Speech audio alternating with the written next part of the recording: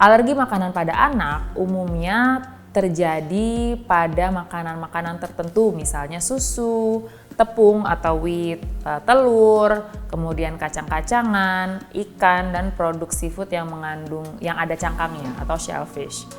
Nah, gejala apa saja sih yang bisa muncul dari alergi ini? Yang pertama atau yang paling sering adalah gejala kulit. Jadi misalnya ada merah-merah atau rash dan gatal-gatal. Atau biasanya juga menjadi bagian dari dermatitis atopi atau kita sebutnya eksim.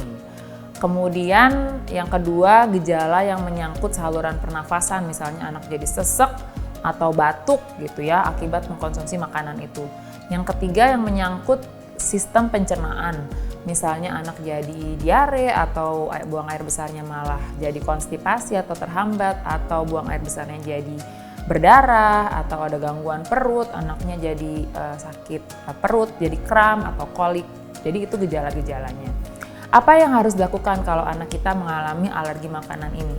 Prinsip yang paling utama adalah mengeliminasi atau menghindari paparan dari alergen itu. Jadi kalau anaknya alergi susu sapi atau produknya, baiknya dihindari. Biasanya memang anak yang alergi susu sapi ini alergi juga terhadap kacang kedelai. Jadi biasanya susu kedelai tidak atau susu soya tidak memperbaiki masalah itu. Jadi menghindari alergen tadi. Kemudian yang kedua, dapat juga diberikan obat untuk mengatasi reaksi alergi, biasanya dari golongan antihistamin untuk mengurangi tadi gejalanya, gatal atau kemerahan atau sesak tadi. Atau kalau misalnya gejala alerginya berat, itu harus dibawa ke rumah sakit, ke IGD, nanti diberikan obat suntik untuk menekan reaksi alergi tadi.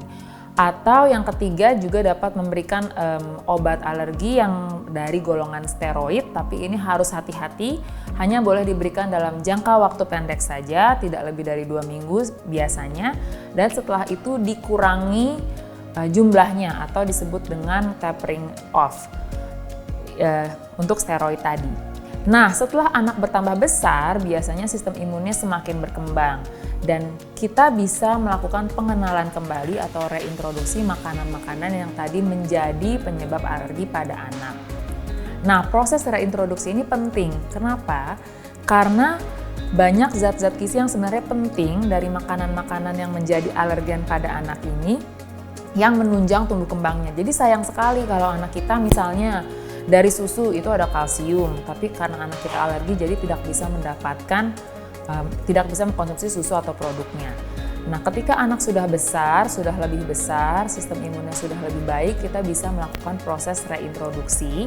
Caranya dengan memberikan makanan yang tadi menjadi alergen dalam jumlah sedikit, lalu kita amati ada reaksinya enggak. Misalnya kalau susu atau produknya, susu sapi atau produknya, kita bisa berikan susu sapi dalam jumlah yang kecil, misalnya gelas kecil atau 1/4 gelas biasa dalam jumlah yang sama selama 3 hari berturut-turut. Kita lihat reaksi anak. Kalau misalnya aman, kita bisa meningkatkan pelan-pelan. Proses ini sangat individual sekali. Kalau misalnya anak tidak bisa mentoleransi, maka kita stop dulu, jangan dipaksakan. Nanti setelah semua gejala mereda, kita bisa coba kembali dalam jumlah yang lebih kurang daripada percobaan sebelumnya. Proses reintroduksi ini tidak dilakukan pada alergi-alergi yang memang sifatnya seumur hidup, misalnya kacang-kacangan. Alergi kacang-kacangan ini biasanya bersifat seumur hidup dan gejalanya berat, bisa menyebabkan shock anafilaksis atau gangguan pernafasan yang hebat, bisa menyebabkan kematian akibat paparan terhadap alergen ini. Bahkan anak-anak yang menderita alergi kacang biasanya dengan menghirup aroma kacang saja bisa mencetuskan gejala alergi.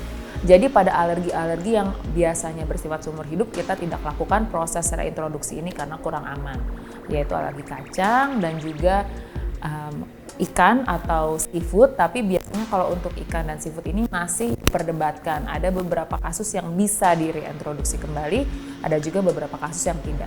Jadi pada intinya dapat dilakukan dengan pengawasan dokter dan lihat respon anak, jangan dipaksakan, dan biasanya berbeda dari anak yang satu ke anak yang lainnya.